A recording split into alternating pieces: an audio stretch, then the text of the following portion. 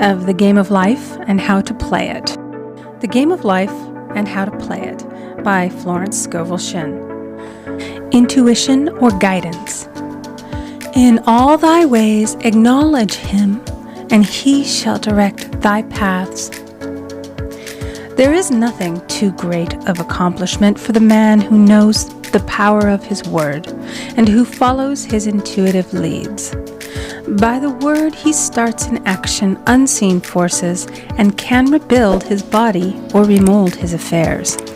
It is therefore of the utmost importance to choose the right words, and the student carefully selects the affirmation he wishes to catapult into the invisible. He knows that God is his supply, and that there is a supply for every demand, and that his spoken word releases this supply. Ask, and ye shall receive. Man must make the first move. Draw nigh to God, and he will draw nigh to you. I have often been asked just how to make a demonstration. I reply, speak the word, and then do not do anything until you get a definite lead. Demand the lead, saying, Infinite Spirit, reveal to me the way. Let me know if there's anything for me to do.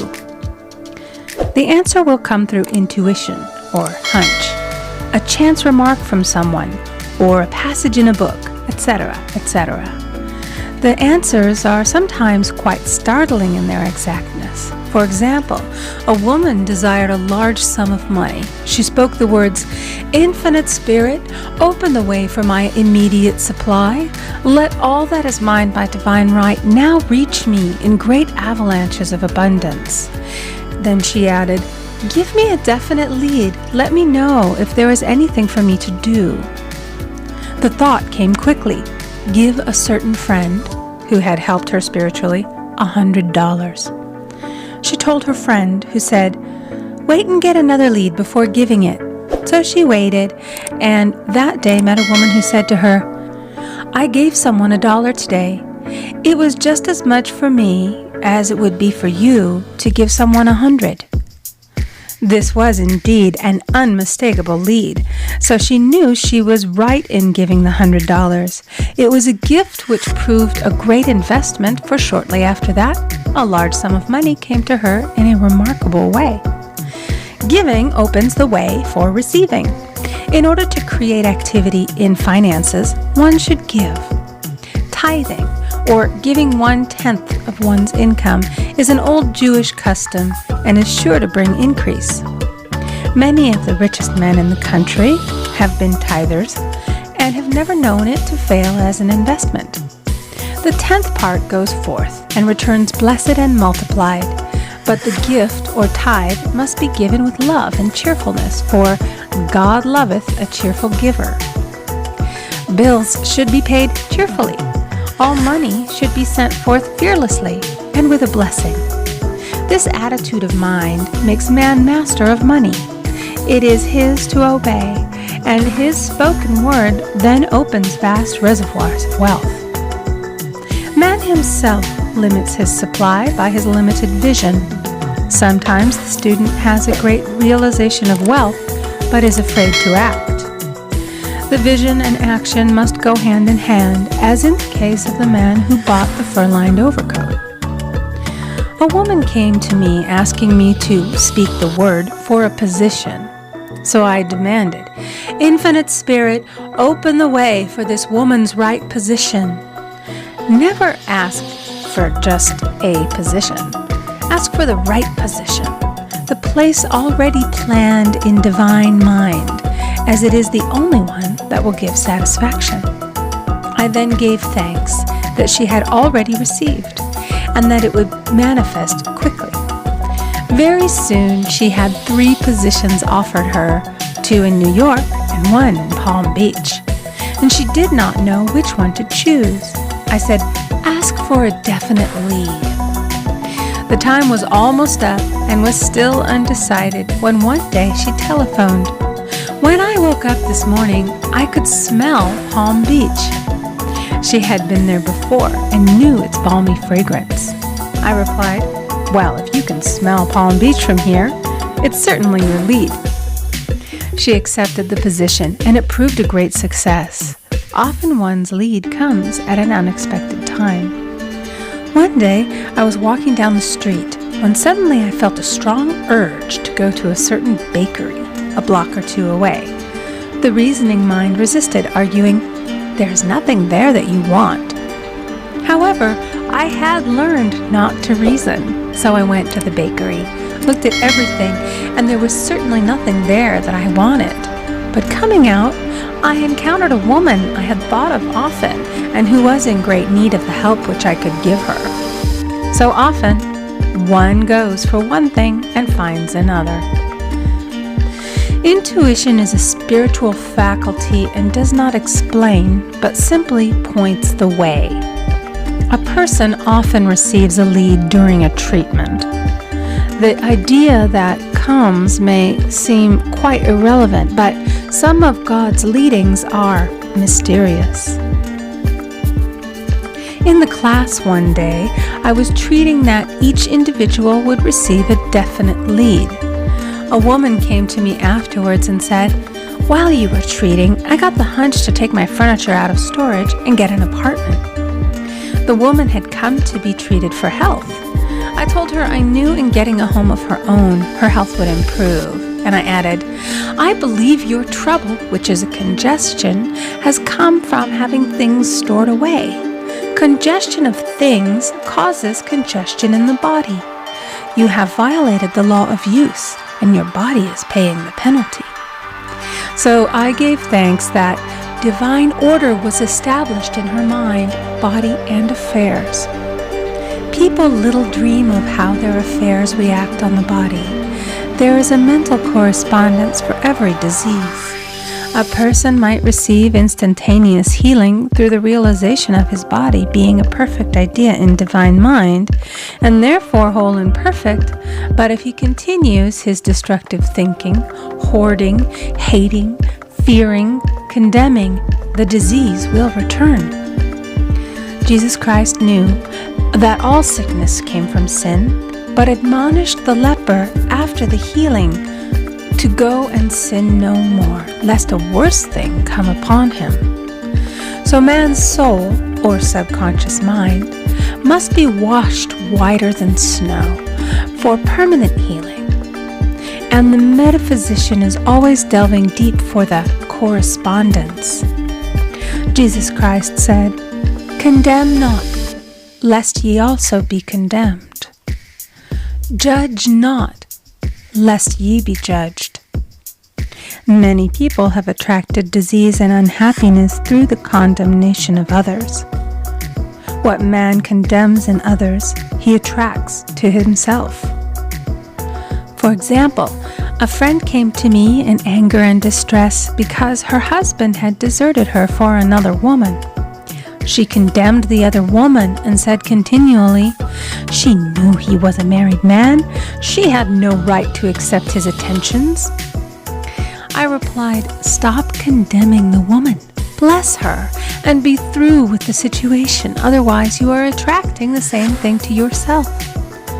She was deaf to my words, and a year or two later became deeply interested in a married man herself. Man picks up a live wire whenever he criticizes or condemns and may expect a shock. Indecision is a stumbling block in many a pathway. In order to overcome it, make the statement repeatedly, "I am always under direct inspiration. I make right decisions quickly." These words impress the subconscious, and soon one finds himself awake and alert, making his right moves without hesitation. I have found it destructive to look to the psychic plane for guidance, as it is the plane of many minds and not the one mind. As man opens his mind to subjectivity, he becomes a target for destructive forces. The psychic plane is the result of man's mortal thought and is on the plane of opposites. He may receive either good or bad messages. The science of numbers and the reading of horoscopes keep man down the mental or mortal plane, for they deal only with the karmic path. I know of a man who should have been dead years ago according to his horoscope, but he is alive and a leader of one of the biggest movements in this country for the uplift of humanity. It takes a very strong mind to neutralize a prophecy of evil. The student should declare, "Every false prophecy shall come to naught. Every plan my Father in heaven has not planned shall be dissolved and dissipated. The divine idea now comes to pass."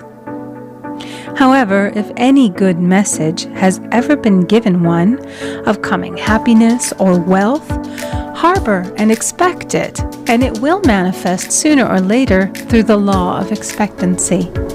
Man's will should be used to back the universal will.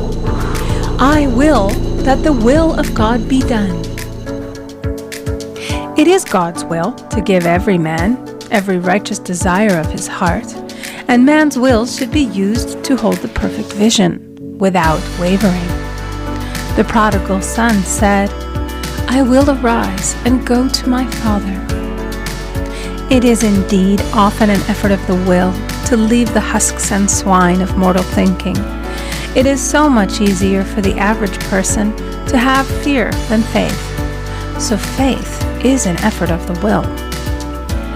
As man becomes spiritually awakened, he recognizes that any external inharmony is the correspondence of mental inharmony. If he stumbles or falls, he may know he is stumbling or falling in consciousness. One day, a student was walking along the street, condemning someone in her thoughts. She was saying mentally, "That woman is the most disagreeable woman on earth," when suddenly 3 Boy Scouts rushed around the corner and almost knocked her over. She did not condemn the Boy Scouts, but immediately called on the law of forgiveness and saluted the divinity in the woman. Wisdom's ways are ways of pleasantness, and all her paths are peace. When one has made his demands upon the universal, he must be ready for surprises. Everything may seem to be going wrong, when in reality it is going right. For example, a woman was told that there was no loss in divine mind. Therefore, she could not lose anything which belonged to her. Anything lost would be returned, or she would receive its equivalent. Several years previously, she had lost $2,000. She had loaned the money to a relative during her lifetime, but the relative had died, leaving no mention of it in her will. The woman was resentful and angry, and as she had no written statement of the transaction, she never received the money, so she determined to deny the loss and collect the $2,000 from the Bank of the Universal. She had to begin by forgiving the woman, as resentment and unforgiveness closed the door of this wonderful bank. She made this statement, "I deny loss. There is no loss in divine mind. Therefore, I cannot lose the $2,000 which belong to me by divine right. As one door shuts, another opens." She was living in an apartment house which was for sale, and in the lease was a clause stating that if the house was sold, the tenants would be required to move out within 90 days. Suddenly, the landlord broke the leases and raised the rent. Again, injustice was on her pathway, but this time she was undisturbed. She blessed the landlord and said, "As the rent has been raised, it means that I'll be that much richer, for God is my supply." The new leases were made out for the advanced rent, but by some divine mistake, the 90-day clause had been forgotten. Soon after, the landlord had an opportunity to sell the house. On account of the mistake in the new leases, the tenants held possession for another year. The agent offered each tenant $200 if he would vacate. Several families moved. 3 remained, including the woman. A month or 2 passed, and the agent again appeared. This time he said to the woman, "Will you break your lease for the sum of $1,500? It flashed upon her, here comes the $2,000. She remembered having said to friends in the house, "We will all act together if anything more is said about leaving." So her lead was to consult her friends. These friends said, "Well, if they have offered you $1,500, they will certainly give $2,000. So she received a check for $2,000 for giving up the apartment. It was certainly a remarkable working of the law, and the apparent injustice was merely an opening for the way for her demonstration. It proved that there is no loss, and when man takes his spiritual stand, he collects all that is his from this great reservoir of good. "I will restore to you the years the locusts have eaten." The locusts are the doubts, fears, resentments, and regrets of mortal thinking.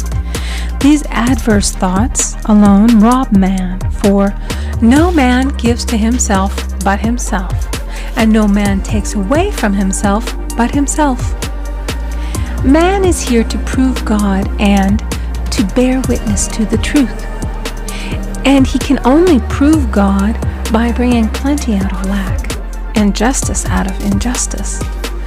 "Prove me now herewith, saith the Lord of hosts, if I will not open you the windows of heaven and pour out a blessing, that there shall be not room enough to receive it." End of chapter 8. Recording by Amy Conger.